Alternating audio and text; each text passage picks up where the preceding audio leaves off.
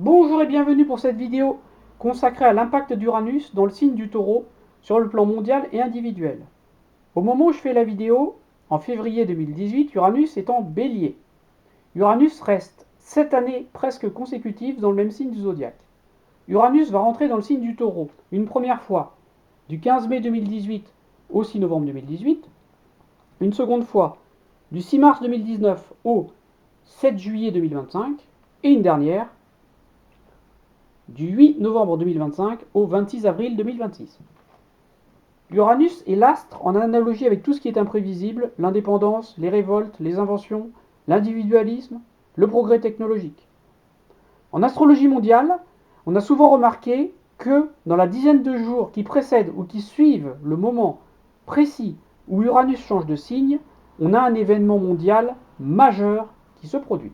En effet, Uranus est entré en Poisson le 10 mars 2003. 10 jours plus tard a démarré la guerre d'Irak de 2003.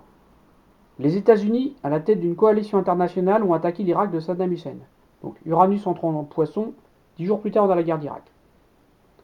Et le jour exact où Uranus entre en Bélier, le 12 mars 2011, on a eu une explosion à la centrale nucléaire de Fukushima au Japon. Donc on peut prévoir, prenons une marge de 10 jours avant et après, autour du 10 mai 2018 et autour du 6 mars 2019, un événement mondial majeur. Le problème avec Uranus, comme il est imprévisible, c'est difficile de savoir. Mais comme Uranus rentre en Taureau, il est possible qu'on ait une forte baisse de la bourse. On peut aussi avoir autre chose. On verra.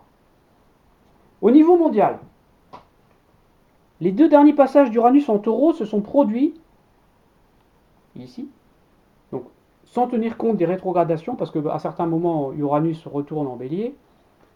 De juillet 1850 à mars 1859, Uranus en Taureau, et de juin 1934 à mai 1942, Uranus en Taureau.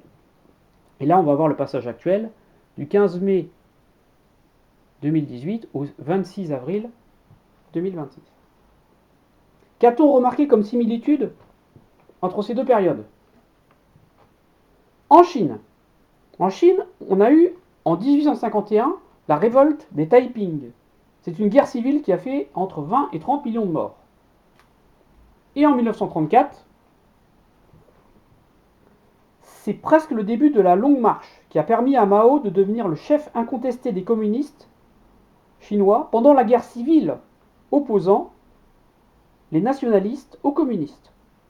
Donc guerre civile en Chine, qu'est-ce qu'on peut prévoir pour 2018-2026? Guerre civile, on peut prévoir une guerre civile en Chine. Alors les régions à surveiller sont bien sûr le Xinjiang au nord-est de la Chine. Donc c'est une région autonome ouïghour. Les Ouïghours, c'est un peuple à majorité musulmane et ils s'opposent aux Han. Aux Han, c'est l'ethnie dominante de Chine. L'ethnie des Han est majoritairement athée ou de religion traditionnelle chinoise. Donc en fait, surveiller le Xinjiang au nord-est de la Chine. Et deuxième région de Chine à surveiller particulièrement le Tibet, car le Tibet est sous occupation chinoise. Ensuite, en Crimée et en Ukraine, entre 1850 et 1859, on a eu la guerre de Crimée, qui a opposé l'Empire russe à une coalition comprenant la France, l'Angleterre et l'Empire ottoman. Deuxième période, ici, en 1941, l'Allemagne nazie a attaqué l'URSS et les combats ont beaucoup touché l'Ukraine et la Crimée. Donc que prévoir pour l'arrivée d'Uranus en Taureau de mai 2018 à avril 2026? Recrudescence de la tension en Crimée et en Ukraine. Le Taureau est un signe de terre. Uranus, la planète liée à la nouveauté. On note des avancées importantes lors du transit d'Uranus en Taureau concernant la découverte de pétrole. En effet, en 1857, en Roumanie, c'est là que la première raffinerie de pétrole du monde est opérationnelle. Et en 1938, ici, pendant la deuxième période, la compagnie américaine Standard Oil trouve pour la première fois du pétrole en Arabie Saoudite. Donc que prévoir ici? On risque de découvrir du pétrole dans un endroit où on n'attend pas.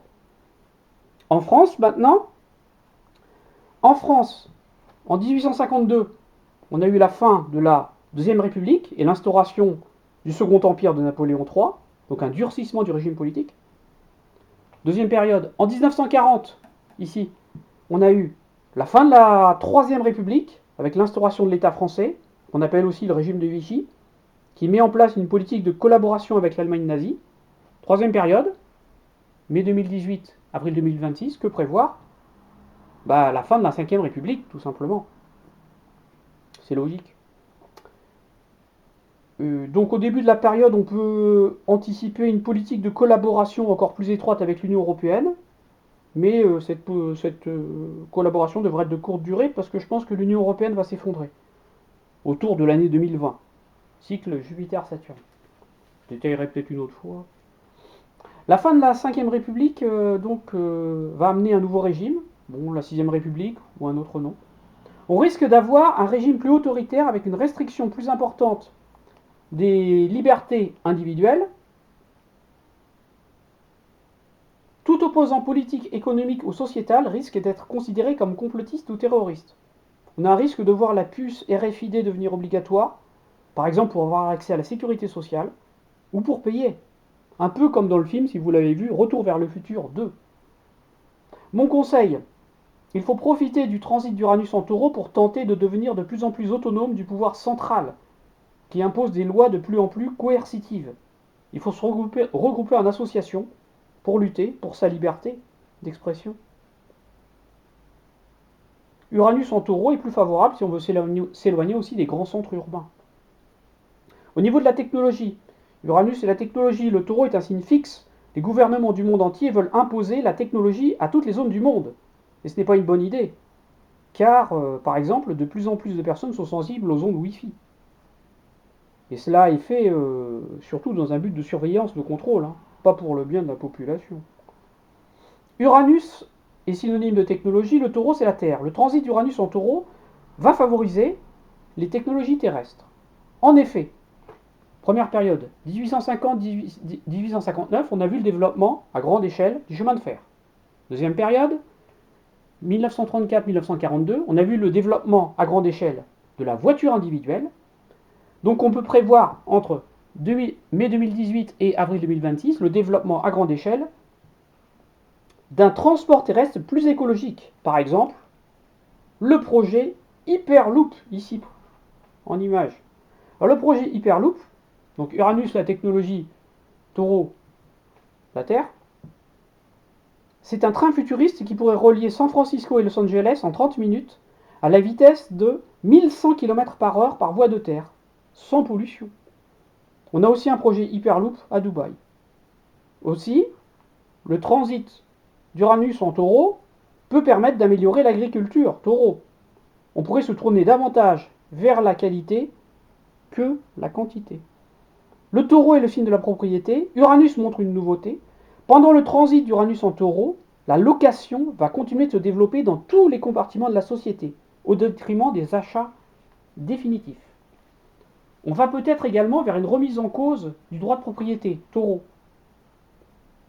Et, très important, on pourrait bien s'apercevoir avec le transit d'Uranus en Taureau que la Terre est un être vivant à part entière. Je répète, on risque de s'apercevoir que la Terre est un être vivant à part entière. Ce n'était qu'une introduction, il y aurait plein d'autres choses à dire. En revanche, je pense qu'il faut attendre le transit d'Uranus en Gémeaux, donc à partir de 2026, pour coloniser d'autres planètes. Le transit d'Uranus en Taureau sera particulièrement marquant pour les personnes ayant facteur de leur thème astral important dans le signe du Taureau, l'ascendant, le soleil par exemple. Au niveau individuel maintenant, comment appréhender un transit d'Uranus avec davantage de précision? Nous allons étudier ça dans une prochaine vidéo qui arrive très vite. Merci beaucoup de votre attention, à bientôt, au revoir.